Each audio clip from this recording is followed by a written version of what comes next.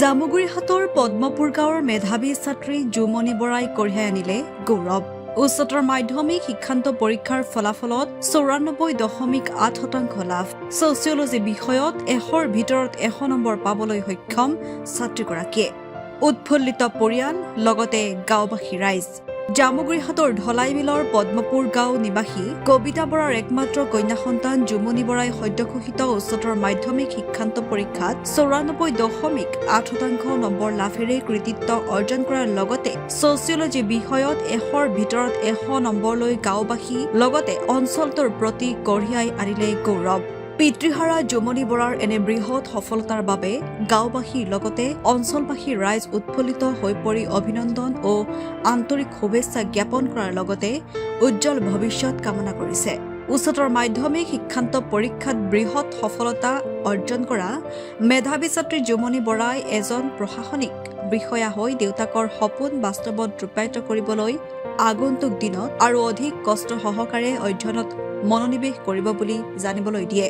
সফল মেধাৱী ছাত্ৰী জুমনি বৰা গাঁওবাসী ৰাইজে উচ্চ শিক্ষাৰে শিক্ষিত হৈ নিজকে দেশৰ এগৰাকী সুনাগৰিক হিচাপে গঢ়ি তুলিবলৈ আহ্বান জনাই উজ্জ্বল ভৱিষ্যত কামনাৰে আশীৰ্বাদ প্ৰদান কৰে। মই জুমনি বৰা আজি সংবাদ মাধ্যমৰ যিহেতু মোৰ ফলাফলটিত শুভকামনা দি মোক উপকৃত কৰিবলৈ আহিছে তাৰ বাবে মই ধন্যবাদ জ্ঞাপন কৰিছোঁ। আৰু এই সংবাদ মাধ্যমৰ জৰিয়তেই মই মোৰ পৰিয়ালবৰ্গ তথা মোৰ অঞ্চলটিৰ যিসকলে মোক শুভেচ্ছা জ্ঞাপন কৰিছে সকলোকে মই ইয়াৰ দ্বাৰাই ধন্যবাদ জ্ঞাপন কৰিছোঁ।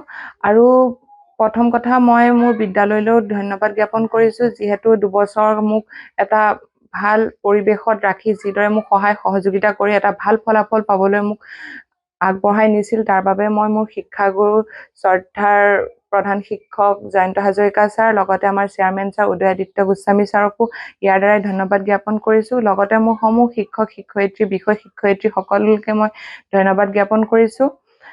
আৰু আজি মই বহুত সুখী, যিহেতু এই ফলাফলটোত মোৰ ঘৰৰ পৰিয়ালবৰ্গ তথা মোৰ বিদ্যালয় বা অঞ্চলৰ সকলোৱে মোক সাহস দি আহিছে এটা ভাল ফলাফলৰ বাবে। গতিকে যিহেতু মোৰ দেউতাও নাছিল, তাৰ পিছতো মোৰ মায়ে কেতিয়াও অভাৱ হ'বলৈ দিয়া নাছিলে। সকলো মোৰ সহায় সহযোগিতা, অৰ্থনীতিতো একো অভাৱ হ'বলৈ দিয়া নাই। তাৰ লগতে মোৰ বিদ্যালয়েও কেতিয়াও ইয়াৰ অভাৱ ভালদৰে পূৰণ কৰি গৈছে।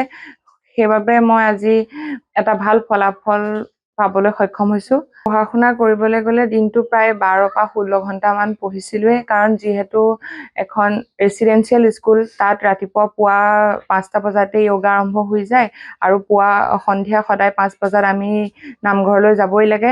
তাৰ মাজতে বাকীখিনি সময় পঢ়া শুনাত খটুৱাইছিলোঁ বা পঢ়া শুনাত দিছিলোঁ।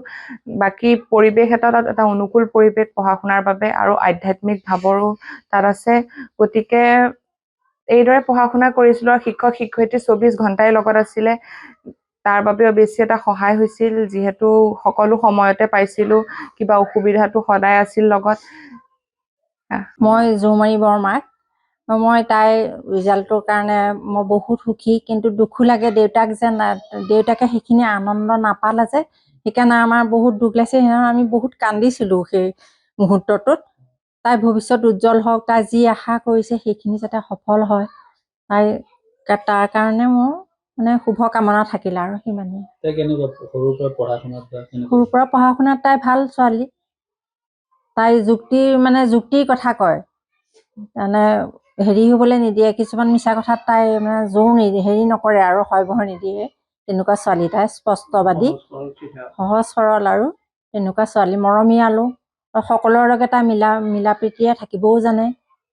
সেয়াই আৰু প্ৰশাসনিক বিষয়া হ'ব মন কৰিছে, গতিকে তাই আমাৰ পৰিয়ালটোৰ সুনাম হ'ব। তাইক আশীৰ্বাদ কৰিছোঁ, তাই যেন সেই যাত্ৰাত সুফল হয় আৰু সেয়ে কামনা কৰিছোঁ।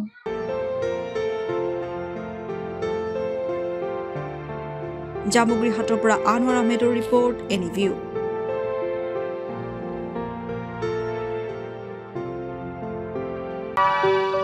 আপুনি বাৰু হাড়ৰ সমস্যাৰ কাৰণে পাটনালৈ যাবলৈ চিন্তা কৰি আছে নেকি? এতিয়া আৰু চিন্তা নাই। আপোনাৰ যিকোনো হাড়ৰ সমস্যা হ'লে এতিয়াৰ পৰা আৰু পাটনালৈ যাব নালাগে, কিয়নো এতিয়াৰ পৰা গুৱাহাটীতে পাব সেই সকলো সা সুবিধা।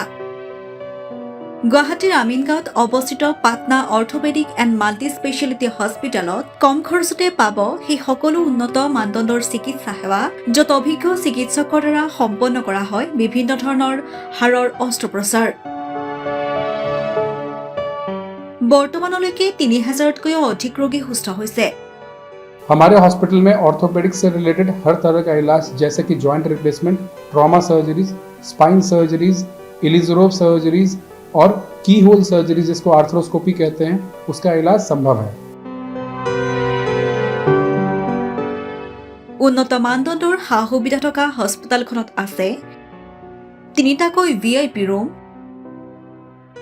11টা কেবিন, জেনেৰেল ৱাৰ্ডত আছে 12খনকৈ বিচনা তথা 7খনকৈ বিচনাযুক্ত ICU।